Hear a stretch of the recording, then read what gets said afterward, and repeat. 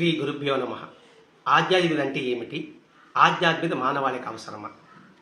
అవసరమని చెప్పాలి నేటి సమాజానికి. ఎందుకంటే ఆధ్యాత్మిక ద్వారా మనం తెలుసుకోవడానికి, మనల్ని ముద్రించుకోవడానికి దోహదపడుతుంది. అంతేగాని జీవితం అంటే కానా తేనా సోనా మర్గయ కాదు.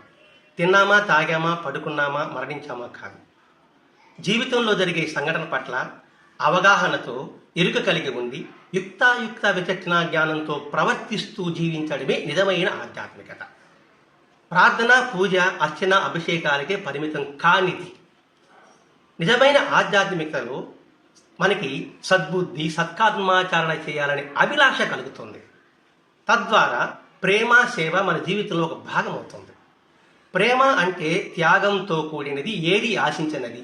సేవ అంటే నిస్వార్థంతో చేయబడేది. ఆధ్యాత్మిక ద్వారానే అది సాధ్యపడుతుంది. నిజమైన ఆధ్యాత్మికతలో నిత్య చైతన్య ప్రవాహం, జడత్వం కాదు. మనిషి స్తబ్దునిచ్చేది. చేసే ప్రతి పనులను తనదిగా భావిస్తూ తద్వారా వచ్చే ఫలితం ఏది నాది కాదనే భావన దృఢపడుతుంది. నిజమైన జ్ఞానానికి ఆధ్యాత్మిక చైతన్యమే గీటురాయి.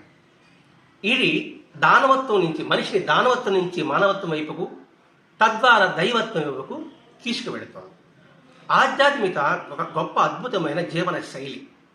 ఇది ఏ మఠాల్లోనో ఆశ్రమాల్లోనో తెలిసేది కాదు. మనం ఉన్న చోటనే మనం చేసుకునేది. ఆధ్యాత్మిక ద్వారా శారీరక, మానసిక వికాసం కలుగుతుంది. జపతపాల ద్వారా, ధ్యాన యోగాల ద్వారా లభించే వస్తువు మాత్రం కాదు. ముఖ్యంగా మన ప్రవర్తనని అద్భుతంగా నియంత్రించగలిగేది ఒక ఆధ్యాత్మిక మాత్రమే. అంతేకాని 4 గోడల మధ్య పూజా గదికే పరిమితం కాదు. బాగా ఆలోచిస్తే కుటుంబమే ఒక అమూల్యమైన ఆధ్యాత్మిక సౌధం. తల్లిదండ్రులే అందులో కొలువున్న ప్రత్యక్ష దైవాలనే గుర్తింపజేస్తుంది. మహనీయుల మార్గదర్శనం ద్వారా ఆధ్యాత్మిక కుటుంబాన్ని మనం సొంతం చేసుకుందాం. ఈ ప్రక్రియకి ఆధ్యాత్మిక దృక్పథమే మూల విరాట్.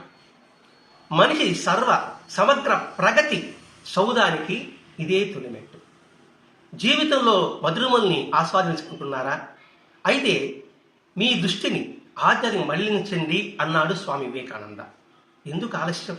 ఆధ్యాత్మిక అమృతాన్ని సేవిస్తూ, ఆస్వాదిస్తూ, ఆనందిస్తూ, సర్వజీవ మాన ప్రాణకోటికి అందిస్తూ ఆనందింపజేద్దాం. ధైర్యవంతుడు నడిచే రాజబాట ఆధ్యాత్మికత. ఇది గుర్తించుకుని ఆధ్యాత్మిక సౌధంలో జీవిద్దాం, తరిద్దాం. నమస్తే.